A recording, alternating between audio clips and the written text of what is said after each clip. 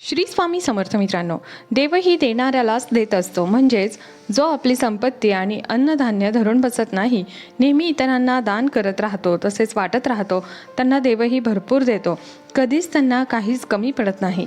आणि आपल्याजवळ असलेली संपत्ती आणि अन्नधान्य जो सदैव धरून राहतो, आवळून बसतो, त्याला आयुष्यामध्ये कधीच पुरत नाही. सदैव त्याच्या आयुष्यामध्ये आहे आहे आणि नाही नाही हेच चालू राहतं. म्हणून देवाचा विशेष आशीर्वाद असलेल्या या 3 लोकांना कधीच नाही म्हणू नका. तुमच्या घरामध्ये पाण्यासारखा पैसा येत राहील, तुमच्या सर्व इच्छा पूर्ण होतील, तुमच्या आयुष्यामध्ये येणाऱ्या समस्या पूर्णपणे संपतील आणि दुःखाचे दिवस सुखाच्या दिवसांमध्ये बदलतील. या 3 लोकांना चुकूनही नाही म्हणू नका. जर तुम्ही यांची मदत केली नाही तर तुम्ही पापाचे भागीदार बनू शकता. आयुष्यभरासाठी तुम्हाला शाप भोगावे लागतील. म्हणून 3 लोकांना दारातून कधीच रिकाम्या हाताने पाठवू नका. काहीच नाही तर त्यांना किमान अन्न, भाजी, भाकरी द्या किंवा एखादी वस्तू द्या. आज या 3 व्यक्तींच्या आशीर्वादाने तुमचं नशीब बदललेलं दिसेल आणि घराला सुख समृद्धी लाभेल. तर कोणत्या आहेत या 3 व्यक्ती, चला पाहूया. पण त्याआधी तुम्ही जर चॅनलवर नवीन असाल तर चॅनलला सबस्क्राईब करा आणि या व्हिडिओला एक लाईक करा. जास्तीत जास्त लोकांना शेअर करा.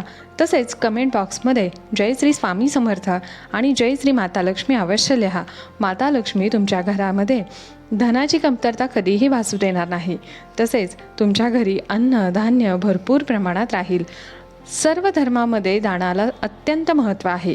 ही केवळ एक प्रथा किंवा परंपरा नाही, तर धार्मिक ग्रंथानुसार असे मानले जाते की जेव्हा एखादी व्यक्ती दान करते तेव्हा त्या दानाच्या प्रभावामुळे त्याच्या इंद्रियां आसक्तीपासून मुक्ती मिळते. शास्त्रानुसार जीवनात सुख समृद्धी आणि सर्व इच्छा पूर्ण होण्यासाठी दान करणं अत्यंत गरजेचं आहे. दान करणे मोठे पुण्य मानले जाते. असे मानले जाते की दान केल्याने व्यक्तीचे अनेक पापं नष्ट होतात, मृत्यूनंतर स्वर्गाची प्राप्ती होते. धार्मिक स्थळावर दान करण्याचे महत्त्व फार पूर्वीपासून माहीत आहे. पण घराच्या दारात आलेल्या संन्यासी रिकाम्या हाताने परतणे हानिकारक ठरू शकते. शास्त्रानुसार या लोकांना रिकाम्या हाताने परत पाठवले तर नशीब दुर्दैवामध्ये बदलते. घरात येणाऱ्या आनंदात काही दोष निर्माण होऊ शकतात. आज आपण याबद्दल माहिती जाणून घेऊया. त्यामध्ये सगळ्यात पहिली व्यक्ती आहे ती म्हणजे किन्नर. जर एखादा किन्नर किंवा षडन तुमच्या घरी किंवा तुमच्या व्यावसायिक ठिकाणी दारामध्ये पैसे मागण्यासाठी आला तर त्याला रिकाम्या हाताने पाठवण्याची चूक कधीही करू नका. असे म्हटले जाते की आयुष्यामध्ये किन्नरांना दान करणे खूप चांगले आहे. नपुंसकांना दान केल्यावर कुंडलीतील बुधाचा दोष नष्ट होतो. ज्योतिषशास्त्रानुसार नपुंसक बुधग्रहाचे प्रतीक मानले जातात. एवढेच नाही तर आपण त्यांच्याशी ज्या पद्धतीने वागतो त्याचाही आपल्या जीवनावर खोलवर परिणाम होतो. त्यामुळे चुकूनही त्यांच्याशी कधीही गैरवर्तन करू नका, अशी एक धार्मिक मान्यता आहे. त्यांचे वाईट आशीर्वाद घेऊ नका, उलट त्यांचे शुभ आशीर्वाद घ्या. यामुळे आपल्या जीवनामध्ये बदल घडतात आणि आपल्या कुंडलीतील बुधग्रहाचा दोष नष्ट होतो. धार्मिक शास्त्रानुसार नपुंसक हे बुधग्रहाचे प्रतीक असल्यामुळे त्यांच्याशी चांगले वर्तन केल्यावर आपल्या जीवनामध्ये चांगले चांगले बदल घडतात. त्यामुळे चुकूनही कधी नपुंसकाचा अपमान करू नका. जर तुम्हाला त्यांना देणगी द्यायची नसेल त्यांच्याशी निदान गैरवर्तन तरी करू नका. जर त्यांना हिरव्या रंगाच्या वस्तू दान केल्या तर ते खूप शुभ असतं. असं केल्याने जीवनामध्ये सुख समृद्धी येते. परंतु त्यांचा अपमान केल्याने बुधग्रह बिघडतो आणि व्यक्तीला अनेक प्रकारच्या मानसिक आणि शारीरिक समस्यांना सामोरे जावे लागते. बुध हा बुद्धी आणि भाग्याचा कारक मानला जातो. म्हणून त्यांना दान केले पाहिजे. शक्य असल्यास त्यांना हिरव्या रंगाच्या कोणत्याही गोष्टी दान करू शकता. दुसरी व्यक्ती आहे ती म्हणजे संत आणि महात्मा. ज्योतिषशास्त्रानुसार जर कोणी साधू संत कधी तुमच्या दारी येत असेल तर त्यांच्याशी नेहमी नम्रतेने वागा. जर तुम्हाला त्यांच्याकडून काही ज्ञान मिळवायचे असेल तर ते नक्कीच मिळवा. त्यांना आधाराची गरज म्हणजे जे काही शक्य असेल ते दान करा आणि त्यांच्या चरणांना स्पर्श करा, आशीर्वाद घ्या. असे मानले जाते की जो कोणी साधू किंवा संत एखाद्याच्या दारातून रिकाम्या हाताने निघाले तर त्यांना जीवनात दुःख आणि संकटाशिवाय काहीही येत नाही. त्यामुळे संत महात्मा कधीही रिकाम्या हाताने त्यांना परत पाठवू नका. तिसरी व्यक्ती म्हणजे अपंग व्यक्ती.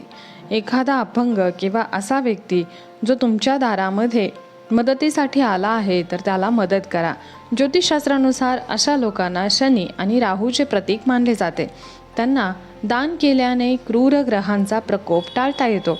कुंडलीतील शनी दोष असेल तर तोही दूर होतो. जीवनामध्ये दुःख आणि संकटे येत नाहीत. कधी कधी असे होते की आपण जीवनामध्ये आपल्या आयुष्यामध्ये रोजच्या व्यवहारात सगळं काही बरोबर करत असतो.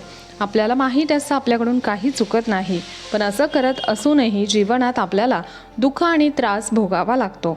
त्यामुळे तुम्ही तुमच्या दारातून कोणत्याही गरजू व्यक्तीला रिकाम्या हाताने परत पाठवू नका. तुम्ही जर असं त्यांना रिकाम्या हाताने परत पाठवत असाल तर या गोष्टींकडे लक्ष द्या. असं कधीही करू नका, कारण अपंग व्यक्तींना राहू आणि शनिदेवाचे प्रतीक मानले जाते. यामुळे आपल्याला राहू आणि शनी देवांची कृपा प्राप्त होते. शनिदेवांच्या साडेसातीपासून आपल्याला मुक्ती मिळते.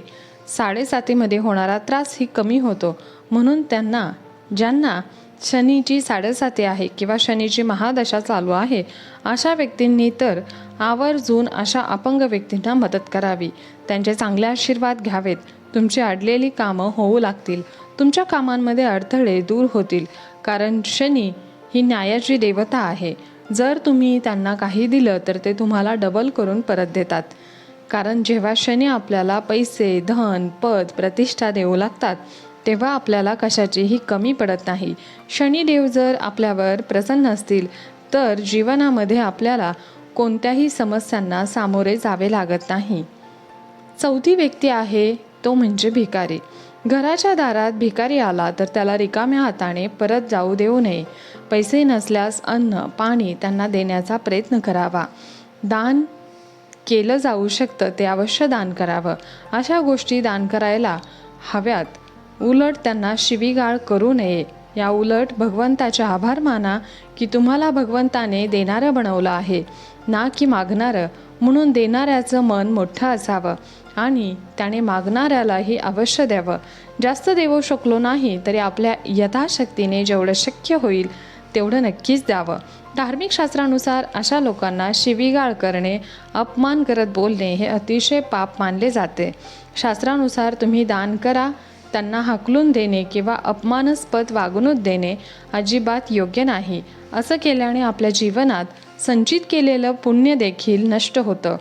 त्यामुळे धार्मिक शास्त्रानुसार भिकाऱ्याला कधीही तुमच्या दारातून रिकाम्या हाताने पाठवू नका. तुमच्या क्षमतेनुसार जे काही दान करू शकत असाल ते दान करा. आणि जर तुम्ही काहीच दान करू शकत नसाल तरी ईश्वराची मनोमन क्षमा मागा. पाचवी व्यक्ती म्हणजे तुमच्या घरची मुलगी.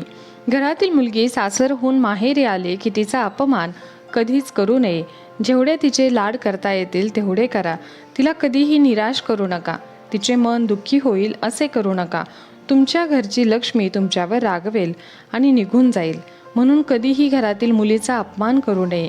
यामुळे घरात सुख समृद्धी कायमची निघून जाते. त्यामुळे तिला नेहमी आनंदी ठेवा. ती सासरी जाताना तिला रिकाम्या हाताने परत पाठवू नका. मुलीला दिल्याने कधीही तुमच्या आयुष्यामध्ये कशाचीच कमी पडत नाही. उलट तुमच्या घरामध्ये धनधान्याची बरकत वाढत जाते, कारण तुमची मुलगी तुमची भाग्यलक्ष्मी असते. आणि म्हणून तुमच्या जीवनामध्ये जर तुम्हाला त्वरित बदल घडवायचे असतील तर तुमच्या मुलीचे तुम्ही लाड करायला पाहिजेत. तसेच सर्व लाड पुरवावेत. म्हणून ती सासरी जाताना तिला शक्य तेवढं देण्याचा प्रयत्न करा. तिला नाराज करू नका. तिचे लाड पुरवा. तिचे चांगले आशीर्वाद घ्या. तुमच्या घरामध्ये धनधान्याची कधीही कमतरता भासणार नाही. हा माहितीपूर्ण व्हिडिओ तुम्हाला आवडत असेल तर आम्हाला प्रोत्साहन देऊन आमच्या चॅनलला सबस्क्राईब करा. तसेच या व्हिडिओला एक लाईक करा. तसेच जास्तीत जास्त लोकांना शेअर करा. कमेंट बॉक्समध्ये श्री स्वामी समर्थ अवश्य लिहा. धन्यवाद. श्री स्वामी समर्थ. जय जय स्वामी समर्थ. संपूर्ण व्हिडिओ पाहिल्याबद्दल मनापासून आभारी आहे. धन्यवाद.